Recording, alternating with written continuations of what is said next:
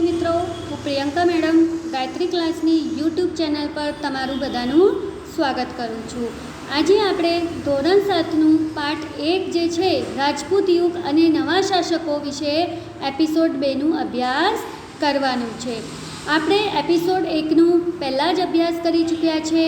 આજે આપણે એપિસોડ 2 શરૂ કરીશું. એપિસોડ 2 શરૂ કરતાં પહેલાં આપણે જોઈ લઈએ કે આપણું પાર્ટ 1 એસએસનું કયું છે અને આપણે એપિસોડ 1માં એમાં શું અભ્યાસ કરી ગયા છે. તો ચલો હવે આપણે આપણું જે પાઠ છે એ શરૂ કરીએ. તો વિદ્યાર્થી મિત્રો, આપણું જે ધોરણ 7નું એસએસ વિશેનું પાર્ટ 1 છે એ છે રાજપૂત યુગ, નવા શાસકો અને રાજ્યો.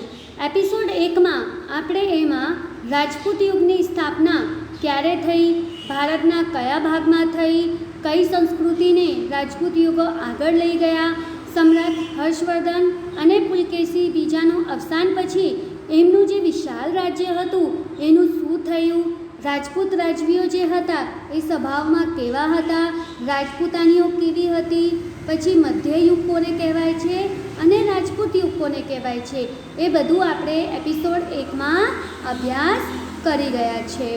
આજે વિદ્યાર્થી મિત્રો, આપણે ઉત્તર ભારતમાં રાજપૂતના કયા કયા રાજ્યો આવેલા છે એ વિશે આપણે અભ્યાસ કરીશું. તો ચલો હવે આપણે આપણો આજનો એપિસોડ 2નું અભ્યાસ કરવાનું વિદ્યાર્થી મિત્રો શરૂ કરીએ. ગુર્જર પ્રતિહાર સામ્રાજ્યના પતન બાદ કન્નૌજનું ગઢવાલ રાજ્ય, બુંદેલખંડનું જેજાક બુક્તિના ચંદેલો, માળવાનું પરમાર રાજ્ય, અનહિલવાડનું ચોલુક્ય એટલે સોલંકી રાજ્ય, ડહાલનું ચેદી રાજ્ય, શાકંભરીનું ચૌહાણ રાજ્ય, દક્ષિણ રાજસ્થાનનું ગોહિલ રાજ્ય સ્થાપિત થયા.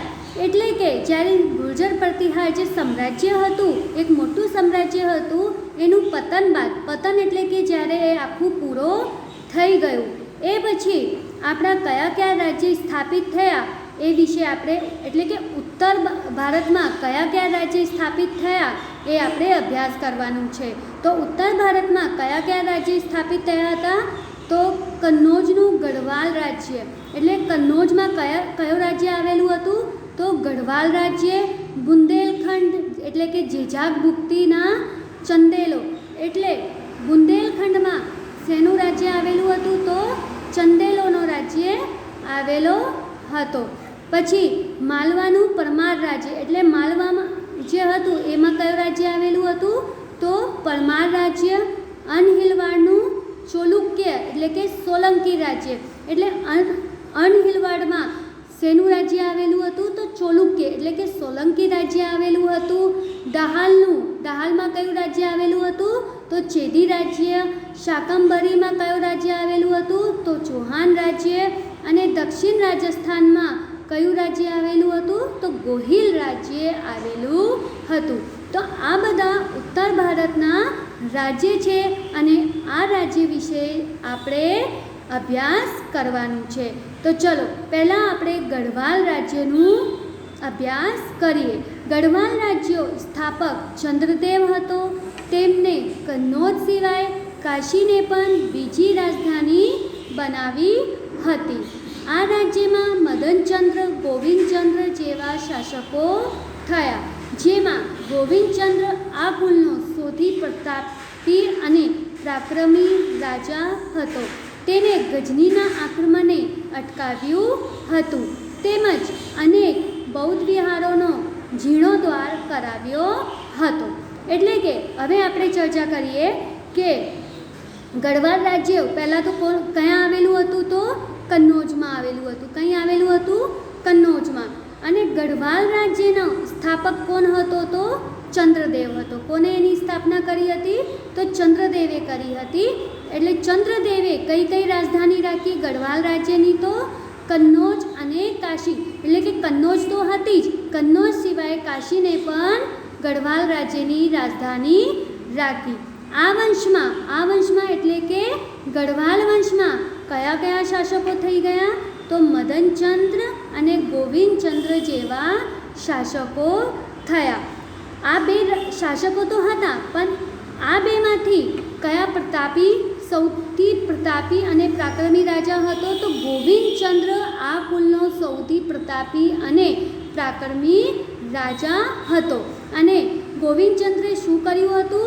તેને ગજનીના આક્રમણને અટકાવ્યું હતું. એટલે કે જે ગજનીના આ લોકો છે એ જ્યારે ભારત પર આક્રમણ કરવા આવ્યા ત્યારે આ ગોવિંદચંદ્રે એને અટકાવ્યા હતા. ભારત ઉપર આક્રમણ કરવા દીધો નહીં. તેમજ અનેક બૌદ્ધ વિહારોનો જીર્ણોદ્ધાર બનાવ્યો હતો. બૌદ્ધ વિહારો એટલે કે જે બૌદ્ધ ધર્મના લોકો છે જ્યાં બેસીને પોતાની જે પૂજા છે પૂજાપાઠ કરી શકે એને કહેવાય છે બૌદ્ધ વિહારો. ઠીક છે, એને ગોવિંદચંદ્રે એ બધું બનાવ્યું હતું. ઠીક છે, તો આ આપણે વાંચ્યું, હમણાં આ અભ્યાસ કર્યું આપણે ગઢવાલ રાજ્યો વિશે, ગઢવાલના વંશ વિશે ચર્ચા કરી કે એનો સ્થાપક ચંદ્રદેવ હતો. કાશી કન્નોજ સિવાય કાશી પણ રાજધાની હતી. આ વંશના શાસકો મદનચંદ્ર, ગોવિંદચંદ્ર હતા. અને આમાં પણ ગોવિંદચંદ્ર સૌથી પ્રતાપી અને પરાક્રમી રાજા હતો. એને શું કર્યું હતું? ગજનીના આક્રમણને અટકાવ્યું હતું. બૌદ્ધ વિહારોનો જીર્ણોદ્ધાર બનાવ્યો હતો. તો આ બધું છે ગઢવાલ રાજ્ય વિશે. હવે આપણે બીજો ઉત્તર ભારતમાં કયો વંશ આવેલો છે? તો ઉત્તર ભારતમાં અન્ય શાસકોનો બુંદેલખંડના ચંદેલોનો પણ સમાવેશ થાય છે. આપણે અભ્યાસ કર્યું હતું ને પહેલા ફકરામાં કે બીજો કયો છે? બુંદેલખંડના ચંદેલોનો રાજ્ય છે, એનો પણ ઉત્તર ભારતમાં જ સમાવેશ થાય છે. બુંદેલખંડના પ્રદેશનું ચંદેલોનું આ રાજ્ય પાછળથી શું કહેવામાં આવ્યું? તો જીજાગ બુક્તિના નામથી ઓળખાયું હતું. પાછળથી જે બુંદેલખંડનો પ્રદેશ છે એ શું કહેવામાં આવ્યું? જીજાગ બુક્તિ. આ રાજ્યમાં કયા કયા શાસકો આવ્યા હતા? તો યશોવર્મા, કીર્તિવર્મા, પરમહીરદેવ એટલે કે પરમાર જેવા મહાન શાસકો આવ્યા હતા. એટલે કે તમને પૂછવામાં આવે કે બુંદેલખંડ ચંદેલોમાં કયા શાસકો આવેલા છે તો શું લખવાનું? યશોવર્મા, કીર્તિવર્મા, પરમહીરદેવ એટલે કે પરમાર આ શાસકો આવેલા હતા. ભારતના ઇતિહાસમાં ચંદેલ વંશનું ઘણું મહત્ત્વ છે. જે આપણો ભારતનો ઇતિહાસ છે એમાં આ જે ચંદેલ વંશ છે એને બહુ જ મહત્ત્વ આપવામાં આવ્યું છે. આવા આ ચંદેલ વંશના મહાન નગરો કયા કયા છે? તો ખજુરાહો, કાલિંજર અને મહુબા ચંદેલોના મુખ્ય નગરો છે. જે આ બુંદેલખંડના ચંદેલ વંશ છે એમાં મુખ્ય નગરો છે ખજુરાહો, કાલિંજર, મહોબા. અને એમાંથી પણ તીર્થસ્થાન કયું છે એ આપણે આગળ અભ્યાસ કરીએ. ખજુરાહો તેના ભવ્ય મંદિરોને લઈને તીર્થસ્થાન તરીકે પ્રખ્યાત થયું હતું. કેમ કે ખજુરાહો જે નગર છે એમાં બહુ બધા મંદિરો બનાવવામાં આવ્યા હતા, એટલે આ તીર્થસ્થાન તરીકે પાછળથી પ્રખ્યાત થયું. ચંદેલોએ બુંદેલખંડના મહાન ધાર્મિક મકાનો, જલાશયો બંધાવીને એને સુશોભિત બનાવ્યું. એટલે બુંદેલખંડને ચંદેલોએ શું કર્યું સુશોભિત બનાવવા માટે? તો મહાન ધાર્મિક મકાનો બનાવ્યા અને જલાશયો પણ બંધાવ્યા. એટલે માટે આ જે બુંદેલખંડ છે એ બહુ જ સુશોભિત ઇતિહાસમાં થઈ ગયું. બરાબર વિદ્યાર્થી મિત્રો? એટલે કે આપણે બુંદેલખંડના જે ચંદેલો વંશ છે એના વિશે શું ચર્ચા કરી કે એ પાછળથી શું કહેવાયું? તો જેજાગ બુક્તિ કહેવાયું. શું કહેવાયું? જેજાગ બુક્તિ. એમાં મહાન શાસકો કયા કયા હતા? તો યશોવર્મા, કીર્તિવર્મા, પરમહીરદેવ. ભારત પછી નગરો કયા કયા છે? તો ખજુરાહો, કાલિંજર, મહોબા. તીર્થસ્થળ તરીકે કયું નગર છે? તો ખજુરાહો. અને ચંદેલોએ બુંદેલખંડને સુશોભિત કરવા માટે શું કર્યું? તો મહાન ધાર્મિક સ્થાનો બનાવ્યા અને જલાશયો પણ બનાવ્યા હતા. તો હમણાં સુધી આપણે બે વંશ વિશે ચર્ચા કરી છે. એક તો ગઢવાલ અને એક બુંદેલખંડ વિશે આપણે ચર્ચા કરી છે. હવે આપણે જે માલવાનો પ્રદેશ છે એના વિશે આપણે ચર્ચા કરીશું. તો ચલો વિદ્યાર્થી મિત્રો, હવે આપણે માલવાનો પ્રદેશનો જે માલવાનો રાજ્ય હતો એનો અભ્યાસ કરવાનું શરૂ કરીએ. માલવાનો પ્રદેશ પ્રાચીન કાલથી અવંતી અથવા ઉજ્જૈનીના રાજ્ય તરીકે ઓળખાય છે.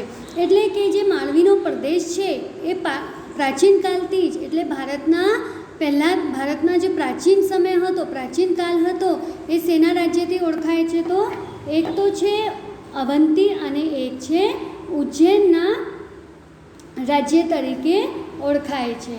તો અવંતી અથવા ઉજ્જૈનીના રાજ્ય તરીકે ઓળખાય છે.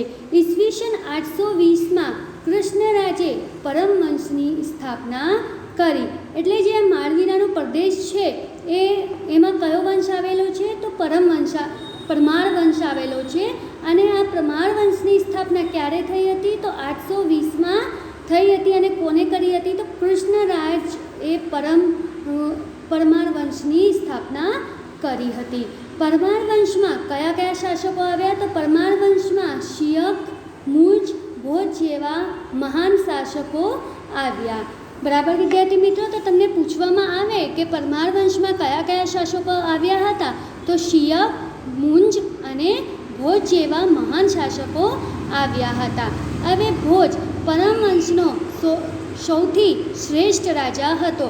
આ જે 3 શાસકો હતા, એક તો શિયક, મુંજ અને ભોજ જેવા જે શાસકો હતા, એમાંથી જે પરમાર વંશનો સૌથી શ્રેષ્ઠ, સૌથી મહાન રાજા હતો એ કોણ હતો? એ હતો રાજા ભોજ. અને તમે અહીંયા આ ચિત્રમાં રાજા ભોજનું ચિત્ર બતાવવામાં આવ્યું છે. આ આપણા રાજા ભોજ હતા. ભોજ પરમવંશનો સૌથી શ્રેષ્ઠ રાજા હતો. તેની ખ્યાતિ ભારતના એક આદર્શ લોકપ્રિય રાજા તરીકેની હતી. એટલે જે આપણા રાજા ભોજ હતા એને બધા લોકો બહુ જ પ્રેમ કરતા હતા. રાજા ભોજે ધારાનગરીમાં એક મહાન શાળાની સ્થાપના કરી. એટલે રાજા ભોજ જે હતા એને શું કર્યું હતું? એમને ધારાનગરીમાં એક મહાન શાળાની સ્થાપના કરી હતી. મહાન શાળા એટલે કે જે કોલેજ હોય છે એની સ્થાપના કરી હતી. ફરતી ટેકરીઓની વચમાં સુંદરનગર ભોજપુર એટલે હમણાં એ વર્તમાનમાં શું કહેવાય છે? ભોપાલ નામનું નગર વસાવ્યું હતું. એટલે તમને પૂછવામાં આવે કે સુંદરનગર ભોજપુર એટલે વર્તમાન ભોપાલ નામનું નગર કોને વસાવ્યું છે? તો કોને વસાવ્યું હતું? તો રાજા ભોજે વસાવ્યું હતું. ફરતી ટેકરીઓની વચમાં એમને આ એક સુંદર નગર વસાવ્યું હતું. બરાબર વિદ્યાર્થી મિત્રો, તો પહેલું તો જે આપણું માલવાનો પ્રદેશ છે એ પ્રાચીન કાળથી કયા રાજ્યો તરીકે ઓળખાય છે? તો અવંતી અને ઉજ્જૈનીના રાજ્ય તરીકે ઓળખાય છે.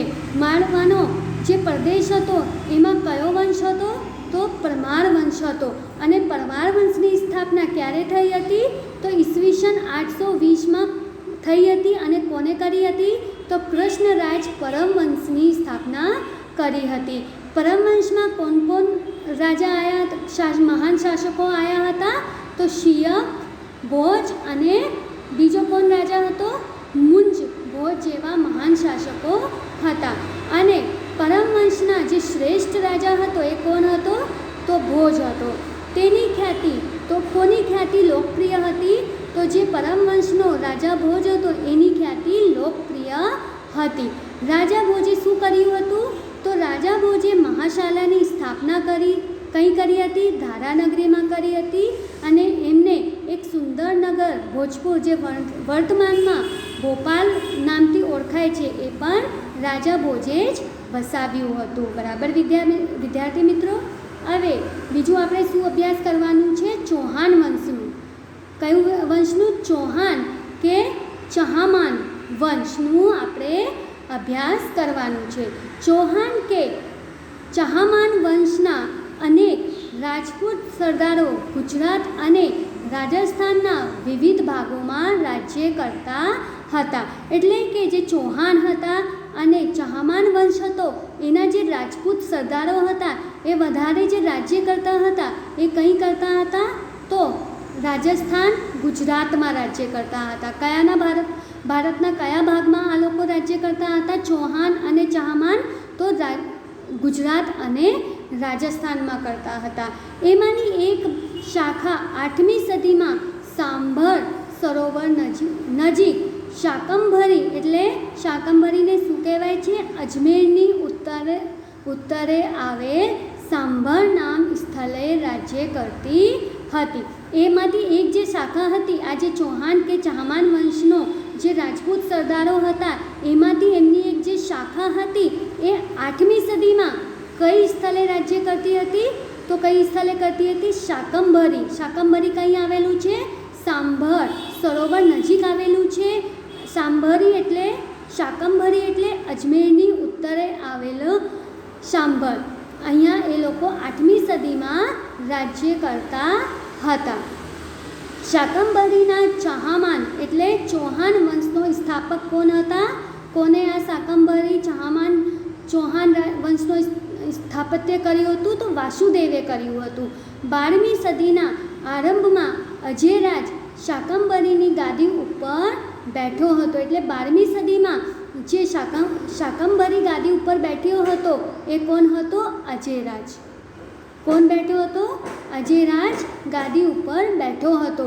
તેને એટલે કે કોને? જે શાકંભરીનો આ અજયરાજ ગાદી ઉપર બેઠેલો હતો તેને શું કર્યું હતું? તેને અજયમેરુ નામના નગરીની સ્થાપના કરી હતી. એટલે જે આપણા અજયરાજ હતા, શાકંભરીની જે ગાદી ઉપર બેઠેલા હતા, એમને શું કર્યું હતું? અજયમેરુ નામની એક નગરી હતી એનું સ્થાપન કર્યું હતું, જે પાછળથી અજમેરું શું કહેવામાં આવ્યું?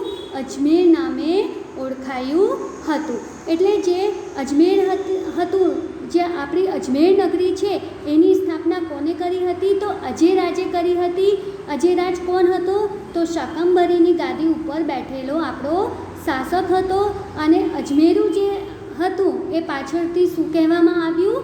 અજમેર કહેવામાં આવ્યું. બરાબર વિદ્યાર્થી મિત્રો? તો હવે આપણે શેના વિશે ચર્ચા કરી છે? તો એકવાર આપણે જોઈ લઈએ કયા વંશ વિશે ચર્ચા કરી છે. એક તો માલવીનો પ્રદેશ. તો માલવીનો પ્રદેશ કયા રાજ્ય તરીકે જાણીતો હતો?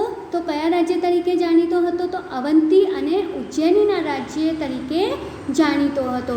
પરમવંશની સ્થાપના ક્યારે થઈ હતી? તો પરમવંશની સ્થાપના ઈસવીસન 820માં થઈ હતી. અને કોને કરી હતી? આ જે રાજ્યની સ્થાપના છે એ કૃષ્ણરાજે કરી હતી. એમાં પરમવંશમાં કયા મહાન શાસકો થયા? તો શિય, મુજ, ભોજ જેવા મહાન શાસકો થયા. આ ત્રણમાંથી પરમવંશનો જે શ્રેષ્ઠ રાજા હતો એ કોણ હતો? રાજા ભોજ હતો. રાજા ભોજે શું કર્યું હતું? રાજા ભોજે ધારાનગરીમાં એક મહાશાલાની સ્થાપના કરી. એક સુંદર નગર જે છે ભોજપુર, વર્તમાનમાં એને કહેવાય છે ભોપાલ, એ વસાવ્યું હતું. હવે બીજું જે વંશ હતું એ કોણ હતું? ચૌહાણ અને ચાહમાન વંશ હતો.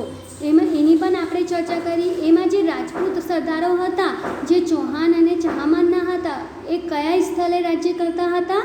તો ગુજરાત અને રાજસ્થાનમાં. પણ એમની જે એક શાખા હતી 8મી સદીમાં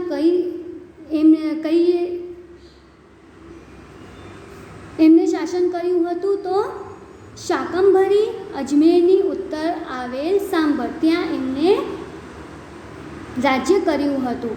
હવે શાકંભરીના ચાહમાન જે ચૌહાણ વંશ છે એના સ્થાપક કોણ હતા? તો વાસુદેવ હતા. અજયરાજ જે હતા એ કોણ હતા? શાકંભરીની ગાદી બેસેલો આપણો એક શાસક હતો. એમને અજમેરુ નામની નગરી વસાવી હતી. અને આ અજમેરુ પાછળથી અજમેર નામથી ઓળખાય છે. બરાબર વિદ્યાર્થી મિત્રો? હવે આપણે આગળ ગુજરાત સોલંકી વિશે આપણે અભ્યાસ કરીશું. તો વિદ્યાર્થી મિત્રો, આજે આપણે ઉત્તર ભારત રાજ્યોમાં એક તો કયા વિશે આપણે ચર્ચા કરી છે કે ગુર્જર પ્રતિહાર સામ્રાજ્ય પછી કયા નવા રાજ્યો આવ્યા. પછી આપણે શું ચર્ચા કરી છે? ગઢવાલ વંશના વિશે ચર્ચા કરી. પછી બીજો વંશ હતો બુંદેલખંડનો, ચંદેલોનો વંશ, એ વિશે આપણે ચર્ચા કરી. પછી માલવાનો પ્રદેશ, એ વિશે આપણે ચર્ચા કરી. અને બીજો ચૌહાણ વિશે આપણે ચર્ચા કરી છે. આજે આપણે અહીંયા જ આપણે એપિસોડ 2 પૂરો કરીએ છીએ. એપિસોડ 3માં આપણે શું ચર્ચા કરીશું? શું અભ્યાસ કરીશું? ગુજરાતને જે સોલંકી રાજા હતા એના વિશે આપણે ચર્ચા કરીશું.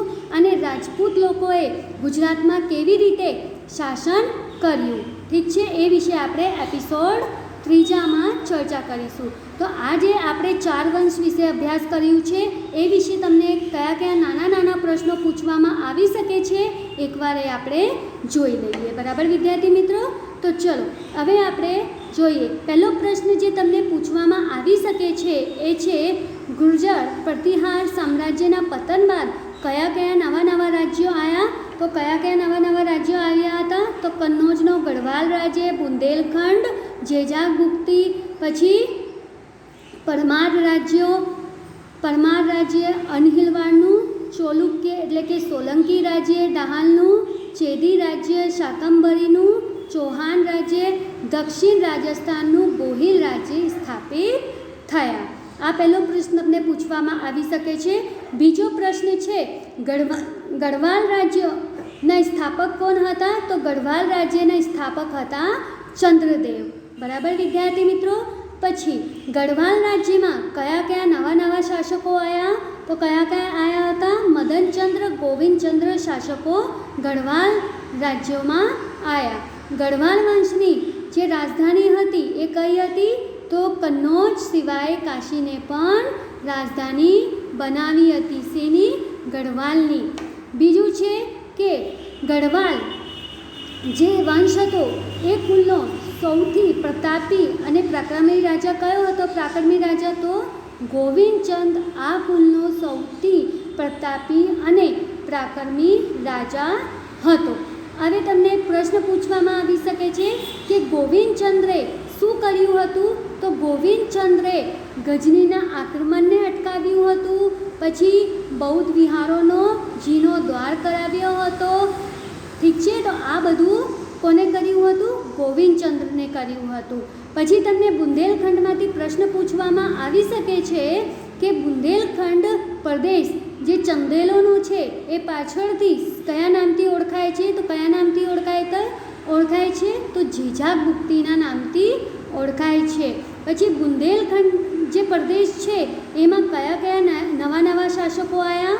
તો યશોવર્મા, કીર્તિવર્મા, પરમહીરદેવ એટલે પરમાલ જેવા મહાન શાસકો આ વંશમાં આવ્યા હતા. પછી જે આ બુંદેલખંડ છે, બુંદેલખંડમાં મુખ્ય નગરો કયા છે?